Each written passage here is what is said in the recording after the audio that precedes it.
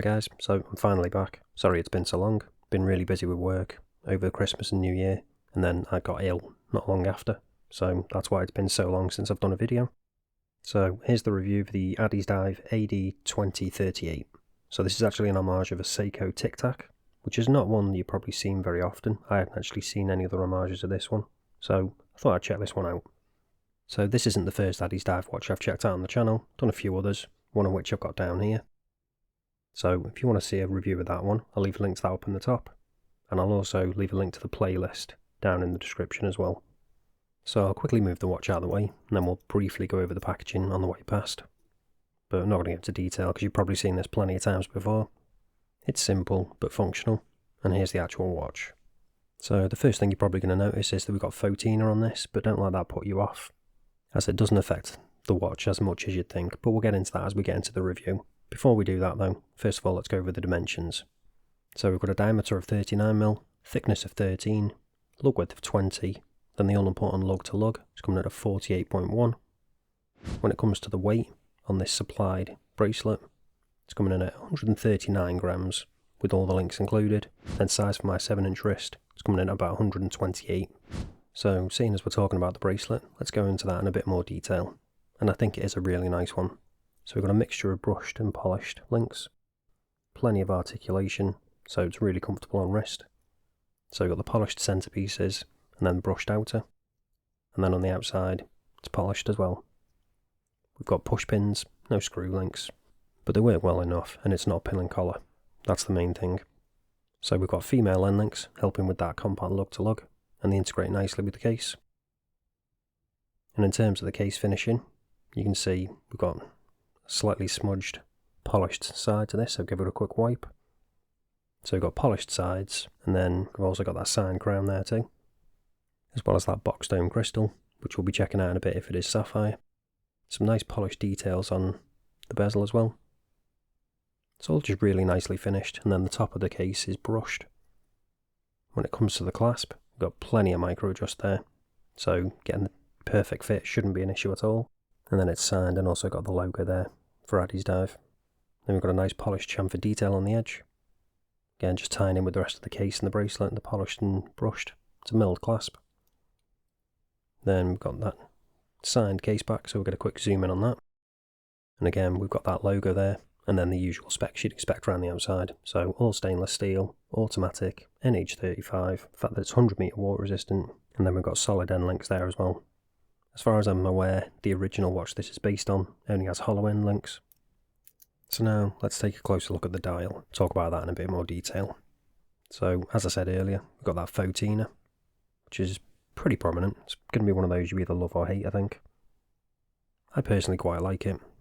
And again, it is in keeping with the watch this is based on, so it's not like they've just done it off their own back.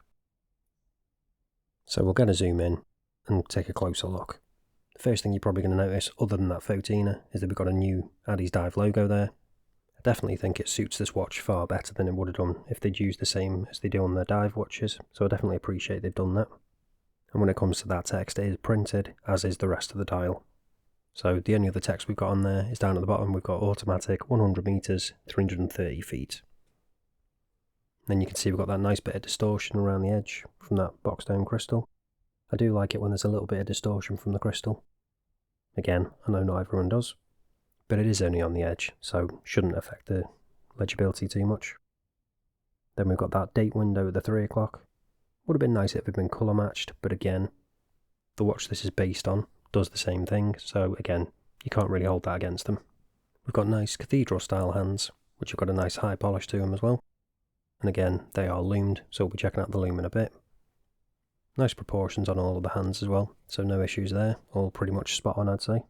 And you've probably also noticed we've got that slight blue hue to the AR on the crystal. But now, let's check out if we have actually got sapphire crystal on this or not, using the trusty diamond selector tool. No, unfortunately we haven't got sapphire crystal, it is just mineral.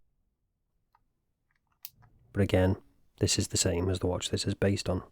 So some people might appreciate that, others that might be a deal breaker. Let me know down in the comments what it is for you.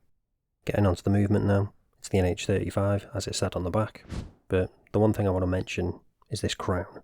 So for my liking, it's a little bit too small. It's a little bit awkward to grab hold of. In terms of proportions, I don't think it looks too bad, but as I say, it's just a little bit awkward to grip if you've got bigger fingers, and it is a screw down crown. So if I pop it out to the first position, we can change the date. Then pop it out to the second position, you'll see the second hand stops, so we've got hacking. Then obviously we can just change the time. Then pop it back in, second hand will re-engage. Hand winding, all works well. No issues with the movement at all, as you'd expect, but again, it's just this crown is a little bit fiddly for my liking. So screwing it back in again, it's a little bit awkward. So sometimes it'll take me a couple of attempts, as it is here. Not the easiest. It's nice and grippy, but as I say, it's just a little bit too small. Well, for my fingers anyway. Obviously that's going to vary depending on how big your hands are. But now let's get onto the bit you're probably most interested in, and that's the Lume. So the question is this Fotina going to affect the Lume? Is it going to cause it to be pretty bad? Or are Addiesdive going to keep doing what they normally do and have really good Lume on their watches? So we've got a little bit there already, but let's charge it up, give it a proper chance.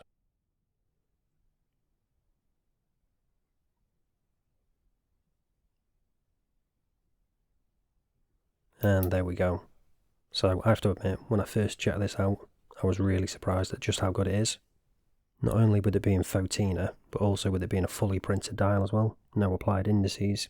So they've done a really good job of getting the amount of Lume on that they've actually got on, I think. And there's no patchiness at all, it's consistent across the hands and the indices. And we've even got Lume on those numbers as well, on the 12 and the 6. As well as having Lume on the tip of that second hand too. Although that will fade pretty quickly because there isn't a great deal there, not a lot of surface area, but it's nice that they put it on anyway. So I'll speed this up a little bit now so you can see what it's going to be like once it starts to fade. So it's beginning to fade ever so slightly as this goes on, but not by a great deal, not as much as you'd think with it being Fotina and fully printed, as I've said. And again, consistent across the hands and the indices, they're fading at the same kind of rate, so no issues there. And now if I bring it in closer, you can see better exactly what it's like. So you can still see we've even got the Lume on that second hand still. So it's all looking really good. Even the numbers are still well lit. So I'm really impressed with the Lume on this. It's far better than I was expecting. Obviously it's not going to be competing with the Diver or anything, but for the kind of watch it is, and because it's Fotina and fully printed as I keep saying, it's definitely a lot better than you'd expect. So all that's left to do now is show you what it's like on wrist, go over the pros and cons, and then we'll wrap this up. And here it is on my 7-inch wrist, and I think it looks really good. Just love the way it fits with that really nice comfortable bracelet. Love all the polished little details on the bezel and on the bracelet. Just catching the light. I think it's a smart looking piece, and you can get the perfect fit with that. Plenty of micro just on that clasp, so that's not an issue at all. Like the fact that it's a signed clasp too. And I also like the fact that they've changed that text on the dial, the Addiesdive logo. The font, it just looks a lot better with this style of watch, I think. If it had been the other one, I don't think it would have worked as well. In terms of that lug to lug, nice and compact with those female end links too. So it wears really nicely on wrist. There aren't really too many issues I have with this one. The couple of issues that I do have are going to be ones that might not actually be issues depending on how you look at it. So personally I would have preferred a colour match date window, but again, the watch it's based on doesn't have that. And the same goes for the crystal as well. Personally I would have preferred sapphire, but I do like that it's a domed crystal, so you get that little bit of distortion on the edge, just adds an extra little bit of character to it, I think. But overall, I think it's a pretty good watch, especially for the price compared to the original. The major issue I have with it though, is the crown. It's just too small for me. I find it really awkward to unscrew and screw back down, as you've seen in the video. It's just a touch too small for my fingers. That might not be an issue for you if you've got slightly smaller hands, but it is something to be aware of if you are interested in picking this watch up. Because for me, that is the major thing.